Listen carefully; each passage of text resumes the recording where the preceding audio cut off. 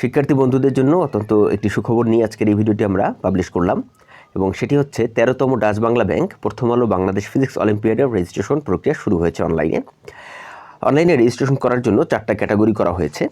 পঞ্চম থেকে ষষ্ঠ শ্রেণী এ ক্যাটাগরি, সপ্তম অষ্টম বি ক্যাটাগরি, নবম দশম সি ক্যাটাগরি এবং একাদশ দ্বাদশ ডি ক্যাটাগরিতে থাকবে।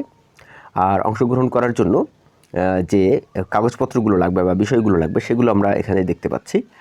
প্রতিযোগীর নাম লাগবে, স্কুলের নাম লাগবে, ঠিকানা লাগবে, ইমেল ঠিকানা লাগবে, না থাকলেও সমস্যা নেই, মোবাইল নম্বর লাগবে, ইমেল ঠিকানাটা না থাকলেও সমস্যা নেই, ছবি লাগবে, অবশ্যই ছবি লাগবে। যাদের ইমেল ঠিকানা নেই তারা শুধু ফোন নম্বরের মাধ্যমে নিবন্ধন করতে পারবে এবং অবশ্যই সেই ফোন নম্বরটা টেলিটক হতে পারবে না।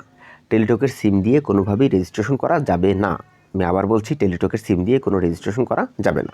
গ্রামীণফোন, বাংলা লিঙ্ক বা রবি ইত্যাদি দিয়ে আপনারা রেজিস্ট্রেশন করতে পারবেন। এরপরে রেজিস্ট্রেশন করার পরে মোবাইলে একটি SMS-এর মাধ্যমে নিবন্ধন নম্বর এবং পাসওয়ার্ড পাঠানো হবে।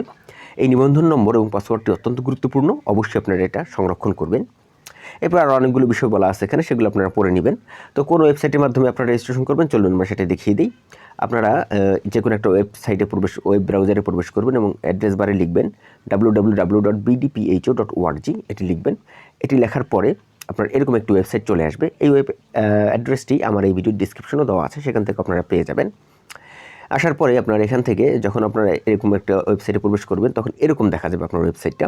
তো সেই ওয়েবসাইটের আপনার এই যে 3টে ডট দেখা যাচ্ছে, এই জায়গাটিতে ক্লিক করবেন। ক্লিক করার পরে এই জায়গাটিতে দেখবেন রেজিস্ট্রেশন লেখা আছে। যদি এখন আমি অলরেডি রেজিস্ট্রেশন করেছি, সেজন্য আমার এই রেজিস্ট্রেশন লেখাটি নেই, কিন্তু আপনি যখনই রেজিস্ট্রেশন বাটনে ক্লিক করবেন রেজিস্ট্রেশন লেখা চলে আসবে এবং সেখানে প্রয়োজনীয় তথ্যগুলো আপনি দিলেই আপনার রেজিস্ট্রেশনটি সম্পন্ন হয়ে যাবে। তো এই ছিল ব্যাপার, আশা করি বুঝতে পেরেছেন এবং তারপরও কারো কোনো সমস্যা থাকলে অবশ্যই আমাদের কমেন্টে জানাবেন, আমরা অ্যান্সার দেওয়ার চেষ্টা করব। আর রেজিস্ট্রেশন প্রক্রিয়া কীভাবে রেজিস্ট্রেশন করবেন সেটি নিয়ে আমরা পরবর্তীতে ভিডিও পাবলিশ করব। আজকে ভিডিও পর্যন্তই, আগামী ভিডিও দেখার আমন্ত্রণ জানিয়ে আল্লাহ হাফেজ।